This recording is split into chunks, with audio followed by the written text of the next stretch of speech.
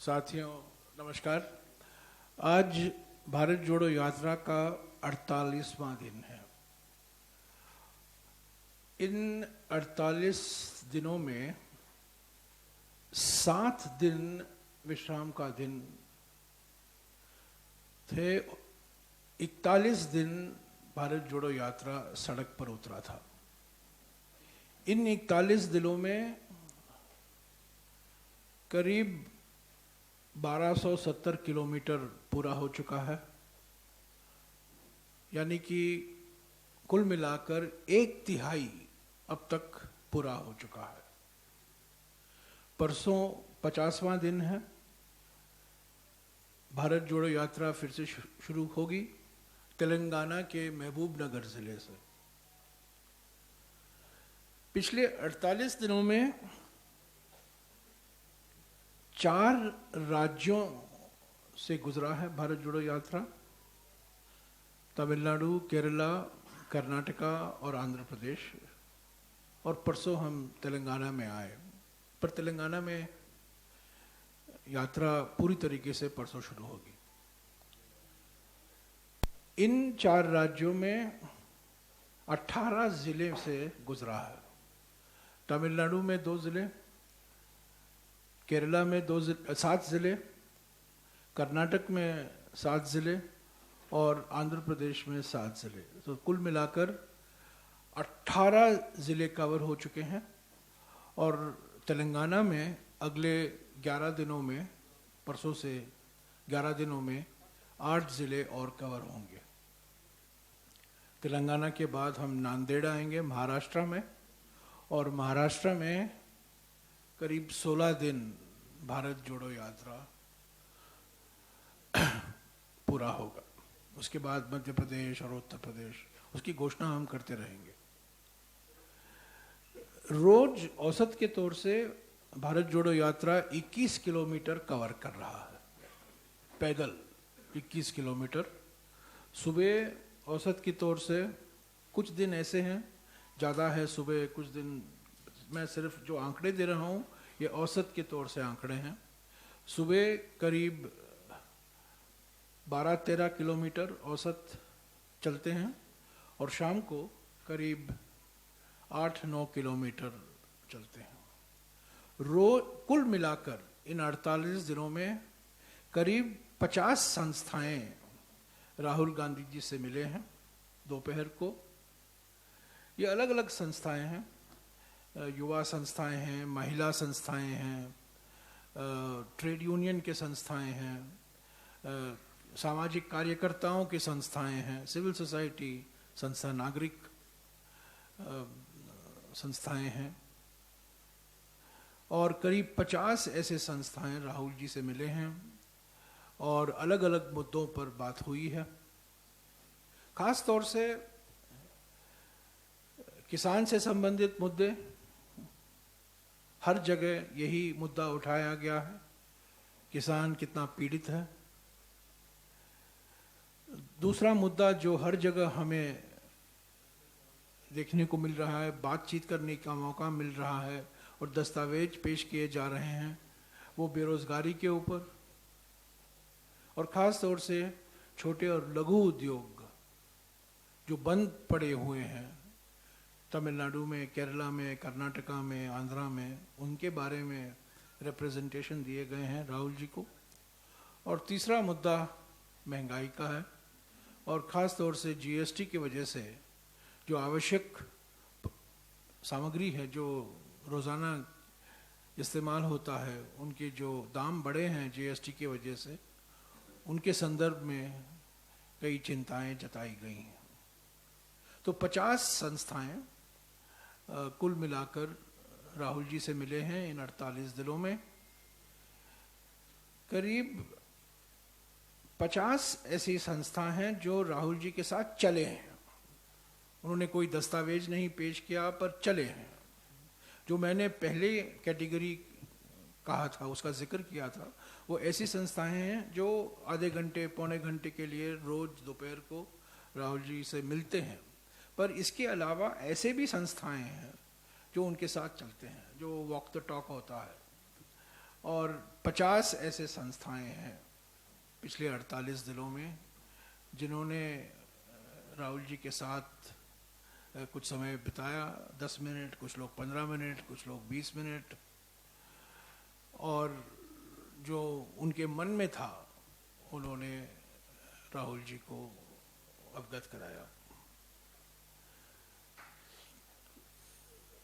कर्नाटक में इन 48 दिनों में राहुल जी ने 4 प्रेस कॉन्फ्रेंसेस संबोधित किए हैं, एक तमिलनाडु में, एक केरला में, एक कर्नाटका में और एक आंध्र प्रदेश में, और हर एक राज्य में एक प्रेस वार्ता होगी उनकी। 31 तारीख को हैदराबाद के पास 5वां प्रेस इंटरैक्शन होगा। 4 विशाल रैली को संबोधित किया है राहुल जी ने पिछले 48 दिनों में, कन्याकुमारी में, त्रिशूर में, बेल्लारी में और रायचूर में। ये 4 विशाल सभा थे, रैली थे, पार्टी की ओर से आयोजित किया गया। और इसके अलावा इन 48 दिनों में करीब 35 ऐसे नुक्कड़ सभाएं, पब्लिक मीटिंग, छोटे छोटे पब्लिक मीटिंग 7, साढ़े 7, 8 बजे को, जब उस दिन का भारत जोड़ो यात्रा पूरा होता है, उन्होंने इन सभाओं को भी संबोधित किया। पर विशाल रैली, जो पब्लिक रैली है, वो 4 हैं।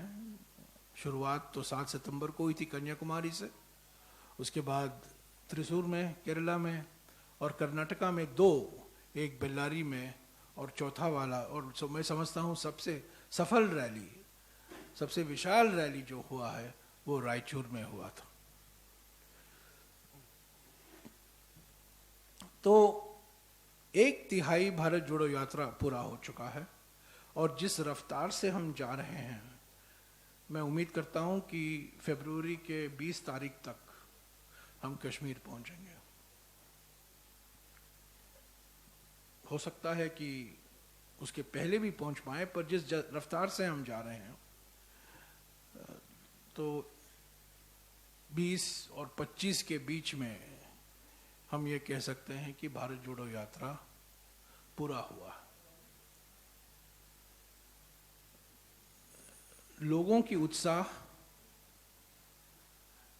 देखने लायक है, लाइव स्ट्रीम हो रहा है, आप लोग सब देख रहे हैं, और कई लोग आ रहे हैं सड़क पर, कांग्रेस समर्थक आ रहे हैं, कांग्रेस कार्यकर्ता आ रहे हैं, कांग्रेस आलोचक आ रहे हैं, और जो किसी राजनीतिक दल में कोई समर्थन नहीं है, तो दिलचस्पी नहीं रखते हैं, वो भी आए हैं, जो कि न्यूट्रल आदमी है, न्यूट्रल महिलाएं हैं। और जो उम्मीदें थी हमारी, हम ये मानकर चल रहे थे कि तमिलनाडु और केरला में तो हमें बहुत सकारात्मक रिस्पांस मिलेगा जनता से, पर कर्नाटक में जहां बीजेपी की सरकार है, उनके प्रयासों के बावजूद लोगों का जो रिस्पांस है वो बहुत उत्साहजनक था। आंध्र प्रदेश में भी, आंध्र प्रदेश की सरकार की ओर से काफी कोशिश की गई कि यात्रा में कई बाधाएं डाली गई, पर उसके बावजूद अनंतपुर जिले में और कर्नूल जिले में लाखों लोग, महिलाएं, युवा और समाज के हर वर्ग के लोग भारत जोड़ो यात्रा का स्वागत किया। तो मैं कह सकता हूं 48 दिन के बाद, 4 राज्यों के बाद, 18 जिलों के बाद, 4 पब्लिक रैलियों के बाद, 35 नुक्कड़ मीटिंगों के बाद, 4 प्रेस कॉन्फ्रेंसेस के बाद, मैं ये बिल्कुल विश्वास के साथ कह सकता हूं कि जिस मकसद के साथ भारत जोड़ो यात्रा की शुरुआत की गई थी, जो कल्पना की गई थी उदयपुर में, और जिस मकसद से उसके लिए प्लानिंग भी किया गया और 7 तारीख को उसकी शुरुआत हुई कन्याकुमारी से, वो पूरा हुआ है। अभी और राज्य बाकी हैं। अभी हम मध्य भारत और उत्तर भारत में प्रवेश हो रहे हैं, और हम उम्मीद करते हैं कि जिस तरीके से संगठन ने, कांग्रेस संगठन ब्लॉक के स्तर पर, जिले के स्तर पर, राज्य के स्तर पर, जिस तरीके से संगठन ने एकजुट होकर भारत जोड़ो यात्रा में वो शामिल हुए, वही हमें महाराष्ट्र, मध्य प्रदेश, उत्तर प्रदेश, हरियाणा, दिल्ली, पंजाब, राजस्थान और जम्मू और कश्मीर में भी देखने को मिलेगा। तो मैं आपको निमंत्रण देता हूं, 31 तारीख को प्रेस कॉन्फ्रेंस है हैदराबाद में, और मैं कोशिश कर रहा हूं कि अगले महीने हम कुछ लोगों, पत्रकारों का वॉक द टॉक भी कराएं राहुल जी के साथ। मैं कोई आपको प्रॉमिस नहीं करता हूं, पर मैं कोशिश कर रहा हूं कि आप लोग मैं जानता हूं कि आप लोग 5-10 मिनट उनसे विशेष बात करना चाहते हैं, पर एक ही शर्त पर मैं उसको आगे ले चलूँगा कि आप 3 या 4 दिन चलें, एक्चुअली 20 किलोमीटर चलें 3 दिन, तब आपको एक इनाम मिलेगा, वॉक द टॉक 3 दिन के बाद। मैं उम्मीद करता हूं कि जब भारत जोड़ो यात्रा मध्य प्रदेश में आएगा, या करीब 18-19 नवंबर को, तब हम इसका आयोजन करेंगे। चैनलों और जो पत्रकार हैं जो उनसे विशेष बात करना चाहते हैं 10-15 मिनट के लिए, मैं कोई वादा नहीं करता हूं, पर मैं ज़रूर इसका कोशिश ज़रूर करूंगा। ऐसे तो मैं धन्यवाद भी देना चाहता हूं कि कवरेज बहुत सही रहा है, बहुत सकारात्मक रहा है, कांग्रेस के नैरेटिव में बदलाव आया है, और मैं आपका शुक्रगुजार हूं कि आप लोगों ने इसको बहुत गंभीरता से ली है और जो हमारा संदेशा है आप लोगों तक पहुंचा रहे हैं। तो ये बहुत सकारात्मक कदम है, और अगले 50 दिन में कठिन राज्य हैं। हम अभी मध्य और उत्तर भारत में आ रहे हैं जहां हमारा संगठन इतना मजबूत नहीं है जितना कि केरला में है, या कर्नाटका में है, या तेलंगाना में है। पर मैं कहना चाहता हूं कि आंध्र प्रदेश में, जहां हमारा वोट प्रतिशत 2% है, वहां जिस तरीके से मोबिलाइजेशन हुआ और जिस तरीके से लोग आए सड़क पर, जैसा कि मैंने कहा राज्य सरकारों के प्रयासों के बावजूद वो आए, वो हमें विश्वास दिलाता है कि हम, जहां हमारा वोट शेयर नहीं है, जहां हमारा संगठन भी कमजोर है, भारत जोड़ो यात्रा की वजह से एक नई जान और एक नई उमंग आएगी, और यहां भी भारत जोड़ो यात्रा बहुत सफल होगी। Yes sir. नांदेड़ को 7 तारीख हम पहुंच रहे हैं, और मैं जानता हूं कि आप क्या सवाल पूछने वाले हैं। मैं उसका कंफर्मेशन आपको शाम तक दे दूंगा। मुझे जानकारी मिली, शरद पवार जी हमारा स्वागत करेंगे। मेरे पास अभी 100% उसका कंफर्मेशन नहीं है, पर मैं उनसे बात करके आपको जानकारी दूंगा। एक मिनट।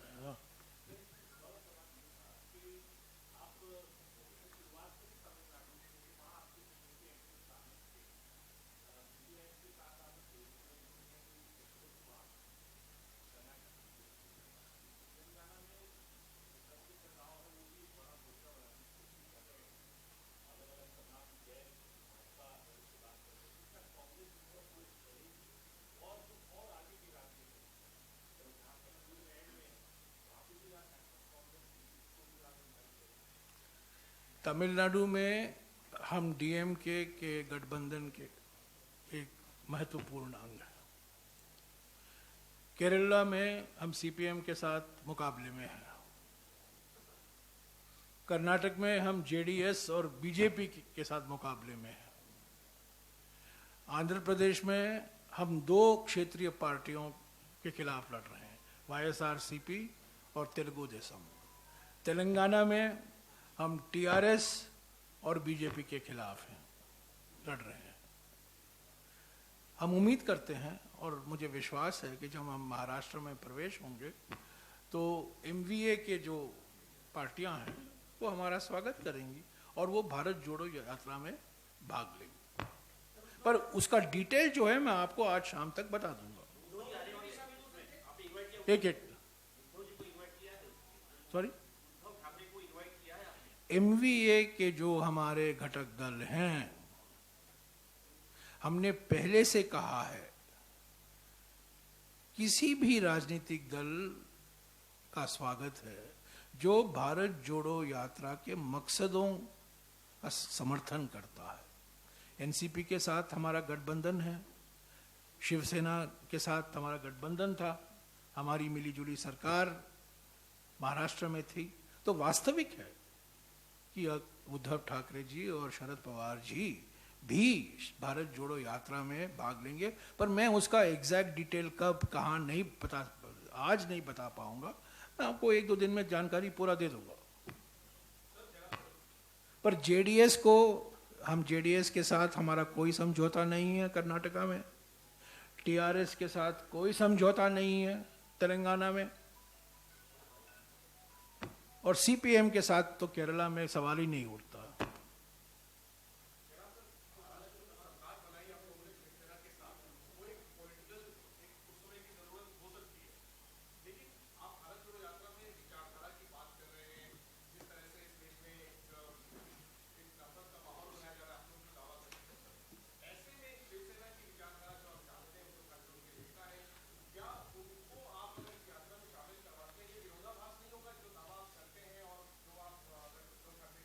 हमने पहले दिन से कहा है कि जो कोई संस्था, जो कोई राजनीतिक दल भारत जोड़ो यात्रा के मकसदों में विश्वास रखता है वो स्वागत है भारत जोड़ो यात्रा में।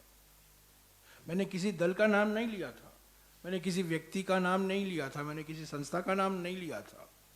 पर आप देख रहे होंगे, मैं किसी का नाम नहीं लूंगा, आप देख रहे होंगे कि पिछले 48 दिनों में ऐसे भी व्यक्ति, ऐसे भी संस्था शामिल हैं भारत जोड़ो यात्रा में जो 2012 में कांग्रेस का विरोध किया था। न केवल कांग्रेस समर्थक भारत जोड़ो यात्रा में शामिल हुए हैं, कांग्रेस आलोचक जो एक जमाने में कांग्रेस आलोचक थे, तो उनके विचार में भी परिवर्तन आया है। पर महाराष्ट्र के संदर्भ में जो आपने सवाल उठाया, मैं जानता हूं कि एनसीपी भाग लेना चाहती है। मुझे पक्का जानकारी नहीं है कि क्या उद्धव ठाकरे जी आना चाहते हैं कि नहीं, पर अगर वो आना चाहेंगे जरूर हम उनका स्वागत करेंगे।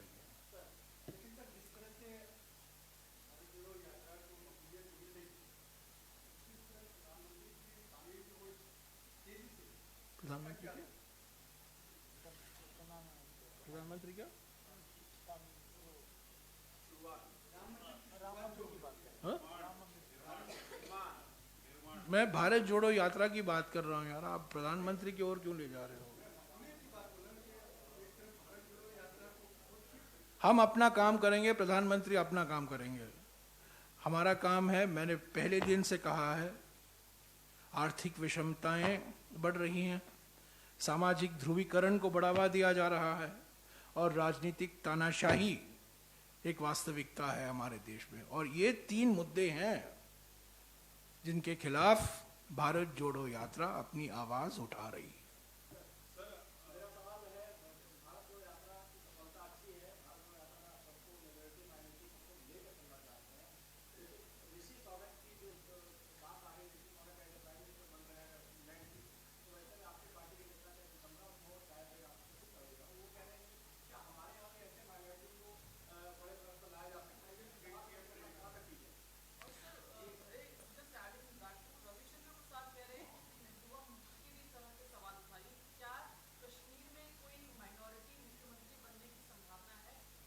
जिनको जनादेश मिलता है वो मुख्यमंत्री बनेंगे। जनादेश मिले, लोकतांत्रिक तरीके से जनादेश मिले और मुख्यमंत्री बने, हमें क्या आपत्ति है? इंग्लैंड की जनता ने उनको, अभी इंग्लैंड की जनता नहीं, इंग्लैंड की पार्टी ने उनको मुख्यमंत्री बनाया है इंग्लैंड का, हम स्वागत करते हैं उनका।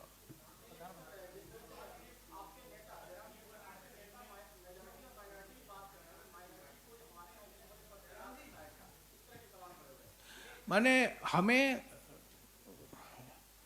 ये नौबत आ गई है कि हिंदुस्तान भारत को इंग्लैंड से अनेकताओं को कैसे सम्मान देना, हमें उनसे सबक लेना पड़ता है। मिसाल हमारे हजारों साल से अगर हमारे दुनिया में एक मिसाल था अनेकताओं का जश्न मनाने का, अनेकताओं को सम्मान देने का, वो हिंदुस्तान था। पर पिछले 8 सालों में जो हम देखे हैं, मैं नहीं समझता हूं कि हमें किसी और देश से सबक सीखने की जरूरत है। हमारा समाज ही अनेकता में एकता है। कई सालों से हम कहकर आ रहे हैं कि अनेकताओं का हम सम्मान करते हैं, अनेकताओं को हमें एक समान बराबर जगह देते हैं, संविधान में दिया गया है, उनको उनका अधिकार दिया गया है, और हमें किसी और देश से सबक सीखने की जरूरत नहीं है। हमारी एकता अनेकताओं से ही मजबूत होगी। अगर हम अनेकताओं को दबाएंगे, अगर हम यूनिफॉर्मिटी लाएंगे, एक बराबरता, एक समानता लाएंगे, हमारी अनेकता से एकता बनेगी। ऐसा नहीं हो पाएगा।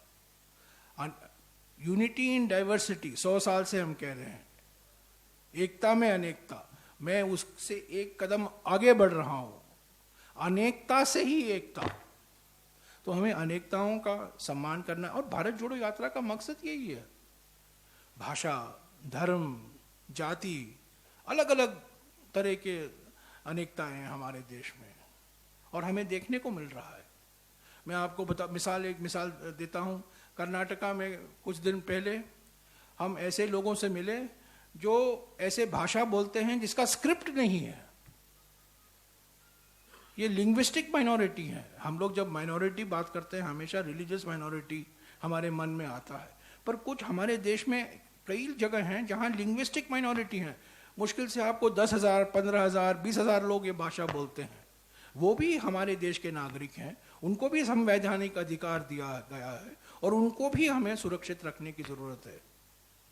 तुलु है, कोडुआ है, बेरी है, ऐसे भाषाएं किनको जानने के लिए। हम लोग हिंदी बोलते हैं, अंग्रेजी बोलते हैं, कन्नड़ा बोलते हैं, तमिल बोलते हैं, पर ऐसे छोटे छोटे भाषाएं हैं, 10,000 लोग, 15,000 लोग, 20,000 लोग बोलते हैं, तो उनको भी हमें सुरक्षित रखना है। वो भी भारतीय नागरिक हैं।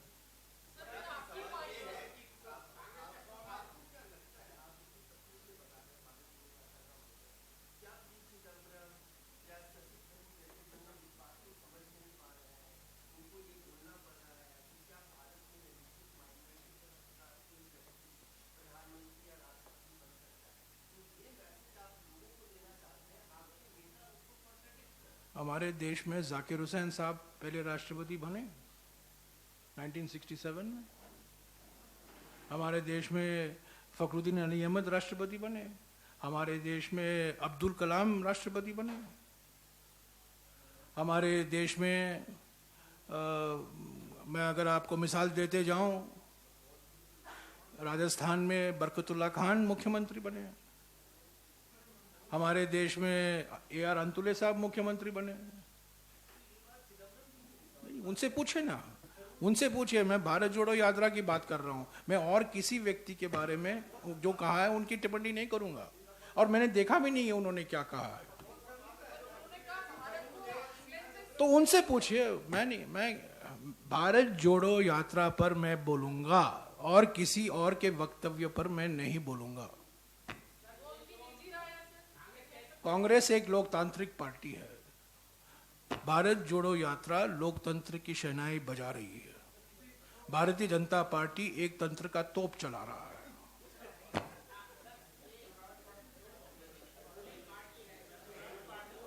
हाँ जी, बस हो गया यार, लोकतंत्र की शहनाई। Thank you, thank you. हाँ,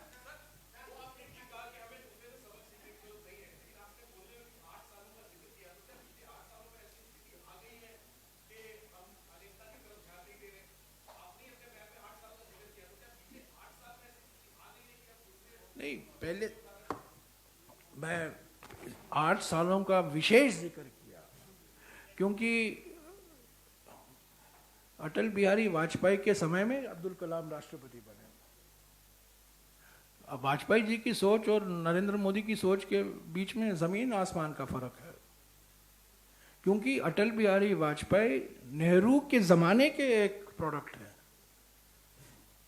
मैं आज भी मानता हूं कि अटल बिहारी वाजपेयी जी नेहरू से बहुत प्रभावित हुए थे और वो वास्तविक है। पर नरेंद्र मोदी जी एक ही चीज में लगे हुए हैं कि जवाहरलाल नेहरू की विरासत को हम कैसे मिटाएं, तीन मूर्ति को खत्म कैसे करें। अभी 10 डाउनिंग स्ट्रीट में भी अभी 3 मूर्ति हो जाएगा। Thank you. हो गया यार।